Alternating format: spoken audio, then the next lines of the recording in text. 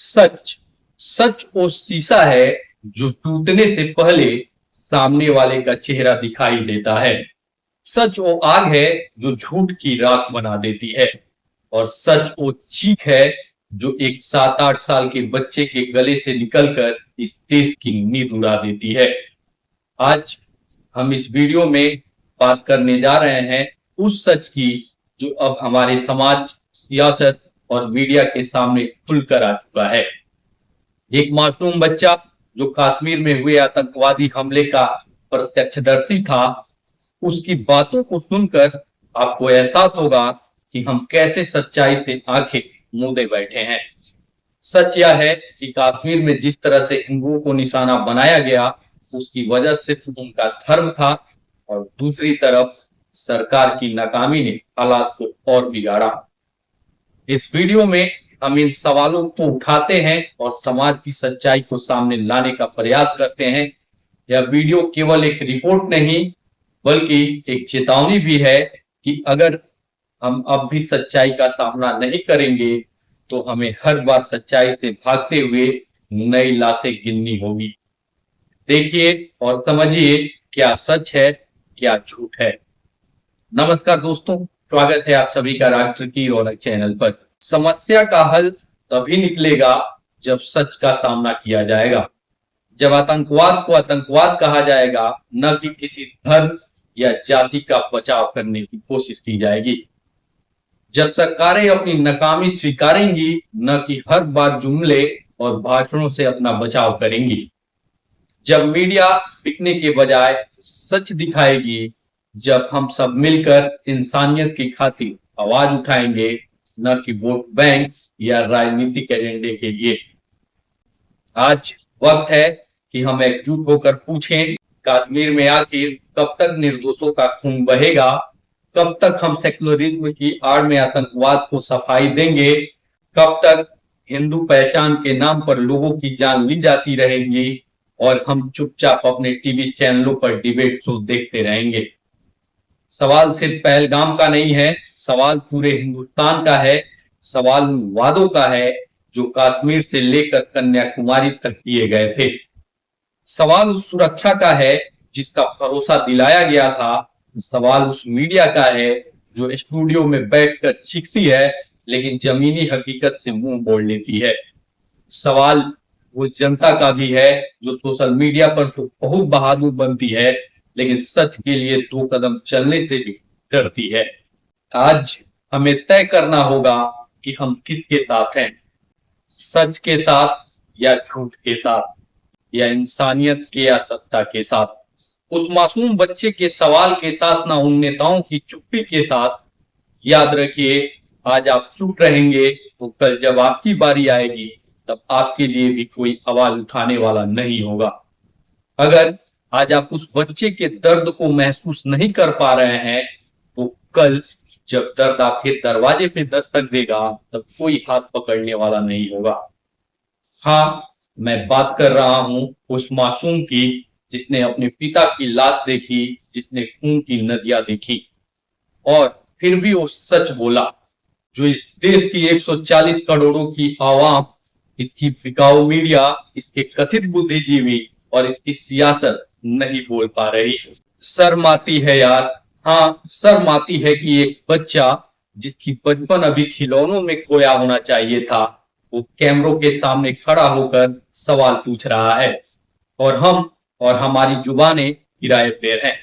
हमारी सोच बंधक है, हमारे विचार पैसे और विचारधारा की जंजीरों में जकड़ी हुई हैं। कश्मीर के पहलगाम की वो वादियां जहां फूलों की खुशबू हवा में तैरती थी, आज वो खून से लथपथ है।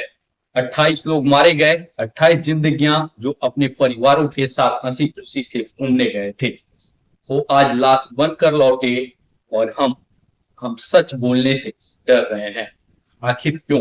क्योंकि हम सियासी तौर पर बटे हुए हैं, क्योंकि हमारी हिम्मत जवाब दे चुकी है, क्योंकि हमारी जुबानें अब आजाद नहीं बल्कि किसी न किसी के एजेंडे के गुलाम हो चुकी हैं। लेकिन उस बच्चे ने, जिसने अपने पिता को 22 अप्रैल को खोया, उसने वो सच बोला जो इस देश की मीडिया, कोर्ट धार्मिक जमातें और कथित समझदार लोग नहीं बोल पाए। उसने वो आईना दिखाया जो हमें बताता है कि इस देश की सियासत अब सिर्फ गंदी नहीं बल्कि घिनौनी हो चुकी है। आप कहते हैं पहलगाम में जो हुआ वो आतंकवाद था, धर्म का इससे कोई लेना देना नहीं। अरे बंद कर दीजिए तमाशा, बंद कर दीजिए झूठ का ढोल। कश्मीर में जो हुआ वो मजहबी खूनी खेल था। हाँ, मैं कह रहा हूं मजहबी। और ये कहकर कि एक मुसलमान भाई भी मारा गया, आप 27 सच्चाइयों को नहीं दबा सकते। उस एक लाश को ढाल बनाकर आप सच से नहीं भाग सकते। सच ये है कि वहां आतंकवादियों ने हिंदुओं को निशाना बनाया। सच ये है कि उन्होंने कहा मुसलमान इधर हिंदू उधर। सच ये है कि कलमा पढ़ने वालों को छोड़ दिया गया और जो नहीं पढ़ सके उन्हें कतार में बिठाकर गोलियां मारी गई। सच ये है कि आतंकवादियों ने कैमरे बांध कर रखे थे ताकि उनकी दरिंदगी रिकॉर्ड हो, ताकि वो उस पर फख्र कर सकें, ताकि किसी और को भड़काने के लिए उसका इस्तेमाल हो। और दूसरा सच उस सरकार का जो सो रही थी, वो सरकार जिसने कश्मीर को सुरक्षित बताया था, वो सरकार जिसके गृह मंत्री ने कहा था कोई पत्थर कंकड़ भी नहीं उठा पाएगा, वो सरकार जिसके दावों पर लोग 370 हटने के बाद, डिमोनेटाइजेशन के बाद कश्मीर को स्वर्ग बनाने की बातें की गई। कहां गए वो दावे, कहां गई वो सुरक्षा जब आतंकवादी हिंदुओं की पैंट उतरवा कर उन्हें घेर कर गोलियां मार रहे थे। तब वो इंटेलिजेंस कहां थी, वो बॉर्डर सिक्योरिटी कहां था, वो फौज कहां थी जिस पर हमें गर्व था। और उस बच्चे ने ये सवाल पूछा, 7-8 साल का बच्चा जिसने कहा सरकार को कुछ पता ही नहीं था। वो कह रहा था नीचे आर्मी बेस कैंप था, ऊपर 3-4 फौजी होते तो शायद ये सब नहीं होता। वो कह रहा था मैं जिंदगी में कभी कश्मीर नहीं जाऊंगा। अरे उस बच्चे की बात सुन लो, उसकी चीख सुन लो। क्या वो झूठ बोल रहा है? क्या उसकी माँ की चीखें एजेंडा है? अगर आपको ऐसा लगता है तो अपनी इंसानियत को गट्टर में फेंक दो, क्योंकि इसके बाद बहस की कोई जरूरत नहीं। लेकिन हमारा देश दो हिस्सों में बटा हुआ है। एक वो जो मोदी साहब को गाली देता है लेकिन इस्लामिक कट्टरता पर खामोश रहता है। वो जानता है कि जिन्हें मारा गया उन्हें सिर्फ इसलिए मारा गया क्योंकि वो हिंदू थे। और दूसरा वो जो मजहबी मंशा को तो जानता है लेकिन सरकार की नाकामी पर चुप रहता है। वो कहता है देखो गवाह है, कालवा देखकर मारा गया, पटका खोल कर मारा गया, कालमा पढ़वा कर मारा गया, लेकिन वो ये नहीं बोलता कि कश्मीर में फौज क्यों कम हुई। वो ये नहीं बोलता कि 370 हटने के बाद जो वादे किए गए वो कहां गए। वो ये नहीं बोलता कि जब गृह मंत्री कह रहे थे कि सब सुरक्षित हैं, तब ये लोग उन वादियों में गए और वहां उन्हें हिंदू होने की सजा दी गई। और इस देश की जनता, अरे अगर सच में आपको काट खाता है तो खामोश रहो, लेकिन भगवान के लिए झूठ का ढोल मत बजाओ। क्योंकि अगर आप परेशानी को पहचान नहीं सकते तो समाधान की तरफ कैसे जाएंगे। अगर थोड़ी सी भी शर्म बची है तो उस बच्चे को सुन लीजिए, वो बच्चा जो अपने पिता को खो चुका है। वो सवाल पूछ रहा है जो इस देश की मीडिया, इस देश के बुद्धिजीवी, इस देश की सियासत नहीं पूछ पा रही। सच सिर्फ सच होता है, न तेरा न मेरा। और सच ये है कि पहलगाम में आतंकवादी आए, और सच ये है कि पहलगाम में आतंकवादी आए, उन्होंने हिंदुओं को अलग किया, मुसलमानों को अलग किया, कलमा पढ़वाया, जो पढ़ लिया वो बच गया, जो नहीं पढ़ सका उसे मार दिया गया। सच ये है कि वो आतंकवादी अपनी दरिंदगी रिकॉर्ड कर रहे थे। सच ये है कि उन्होंने पुरुषों को मारा, महिलाओं और बच्चों को छोड़ दिया। और दूसरा सच ये है कि सरकार बेखबर थी, वो सरकार जिसने कश्मीर को सुरक्षित बताया था और सो रही थी। जब आतंकवादी हिंदुओं को कतार में बिठाकर गोलियां मार रहे थे, तब वो आर्मी बेस कैंप बगल में क्या कर रहा था? और हम सियासी चाटुकारिता में डूबे हुए हैं। आधा देश एक तरफ, आधा देश दूसरी तरफ, और दोनों अपने अपने सच के अलावा बाकी सब पर आंखें मूंदे बैठे हैं।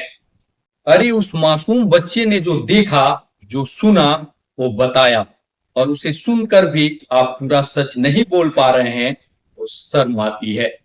अगर नहीं बोल सकते तो खामोश रहिए। ये कहना कि धर्म का कोई लेना देना नहीं, धर्मनिरपेक्षता की आड़ में 28 लाशों का सौदा मत करिए। कोई मूर्ख नहीं है, हर व्यक्ति जानता है कि ये हमला हिंदुस्तान पर नहीं, हिंदुओं की पहचान पर था। हाँ, ये सच है कि एक मुसलमान भाई मारा गया, जिसने बचाने की कोशिश की, वो अपवाद था। हाँ, ये सच है, सारे कश्मीरी, सारे मुसलमान ऐसा नहीं चाहते। हाँ, ये भी सच है कि मजहब नहीं सिखाता आपस में बैर रखना, आतंकवाद का कोई धर्म नहीं। लेकिन उतना ही सच ये भी लेकिन उतना ही सच ये भी है कि जिन्हें मारा गया, उन्हें के धर्म की वजह से मारा गया। अगर वो मुसलमान होते तो जिंदा होते। और दूसरा सच सरकार का, वो सरकार जो दौरे कर रही है, गृह मंत्री कश्मीर जा रहे हैं, प्रधानमंत्री विदेश से लौट रहे हैं, लेकिन सवाल वही है, जब गोलियां चल रही थी तब इंटेलिजेंस कहाँ थी? वो बॉर्डर सिक्योरिटी कहाँ थी? और उस बच्चे ने कहा सरकार को कुछ पता ही नहीं था, तो सुझाव दे रहा था, ऊपर 3-4 फौजी होते तो शायद ये न होता। वो कह रहा था मैं कभी कश्मीर नहीं जाऊंगा। अरे उसकी बात सुनो, उसकी चीख सुनो। अगर अभी भी लगता है कि ये एजेंडा है, तो अपनी इंसानियत को गटर में फेंक दो। सच ये है कि कश्मीर की कहानी अब डर की कहानी नहीं, दर्द की कहानी है। वो डर जो 140 करोड़ हिंदुस्तानियों की रगों में दौड़ रहा है, वो चीखें जो पहलगाम की वादियों में गूंज रही है, वो लोग जो भाग निकले वो सिहर रहे हैं, जो कुछ दिन पहले कश्मीर से लौटे वो थरथरा रहे हैं कि मैं भी हो सकता था। जो कश्मीर जाने वाले थे वो कह रहे हैं अगर हम गए होते, क्या हम होते? ये डर कश्मीर का नहीं, हिंदुस्तान का है। और सवाल सरकार से है, हिंदुस्तान में हिंदुओं का इतना दर्द क्यों, इतना खौफ क्यों? अगर आप सुरक्षित होने का ढोल पीटते हैं, तो चुन चुन कर हिंदुओं को क्यों मारा गया? और अगर उनकी हिंदू पहचान की वजह से मारा गया, तो 140 करोड़ लोग के बोलने में क्यों डर रहे हैं? क्योंकि ये डर कि हमारा देश, हमारा घर, फिर भी हम मारे गए। ये डर कब जाएगा मुझे नहीं पता, लेकिन इतना पता है कि बिना सच को स्वीकारे इस समस्या का समाधान नहीं होगा। आपको स्वीकारना होगा कि इस्लामिक कट्टरपंथ की वजह से हिंदुओं की जान गई।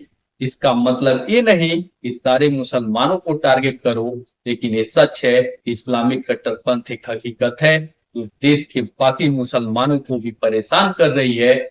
और दूसरा सच सरकार का, पुलवामा तब भी सवाल था, आज भी सवाल है। तब विपक्ष में थे तो कहते थे आतंकवादी कैसे आ गए, आज आपकी सरकार है और आतंकवादी फिर आए। आपको भी सच मानना होगा, समाधान तभी होगा जब समस्या को पहचाना जाए।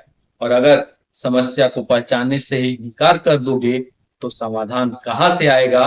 आंखें मूंद लेने से हाथ से नहीं टलते।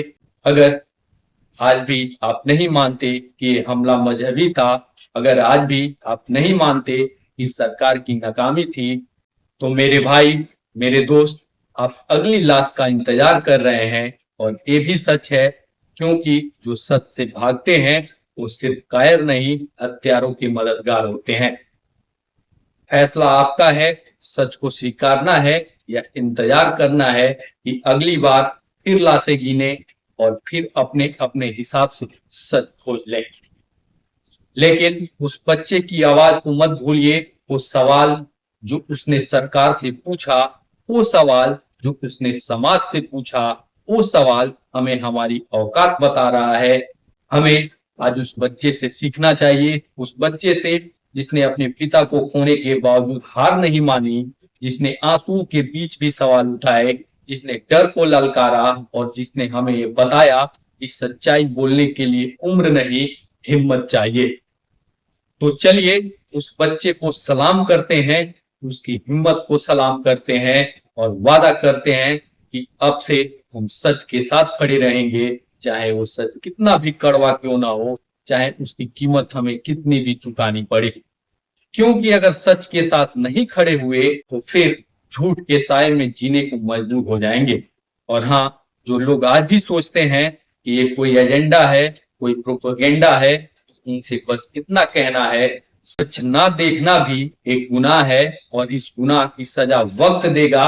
वक्त बहुत बड़ा गवाह है। आज पहलगाम रो रहा है, कल पूरा देश रोएगा अगर आज भी हम चुप रहे। याद रखिए, सच वो सूरज है जिसे कोई रात मिटा नहीं सकती। सच वो आवाज है जिसे कोई दीवार रोक नहीं सकती। सच वो चिंगारी है जो एक दिन ज्वाला बनकर फूटती है, और जब फूटती है तो तख्त भी हिलते हैं और ताज भी हिलती है। तो उठिए, सच को सच कहिए, झूठ से मत डरिए, सियासत के इस घिनौने खेल को उजागर करिए, क्योंकि अगर आज भी चुप रहे तो आने वाली पीढ़ियां हमें माफ नहीं करेंगी। अगर आप भी इस सच के साथ खड़े हैं तो इस वीडियो को लाइक करें, शेयर करें और राष्ट्र की रौनक चैनल सब्सक्राइब करना ना भूलें, क्योंकि हम आवाज हैं उस बच्चे की जो अकेला नहीं लड़ सकता। हम आवाज हैं उस सच की जो अब दबाया नहीं जा सकता। मिलते हैं अगले वीडियो में एक और बड़े सच के साथ। तब तक के लिए धन्यवाद। जय हिंद, जय भारत।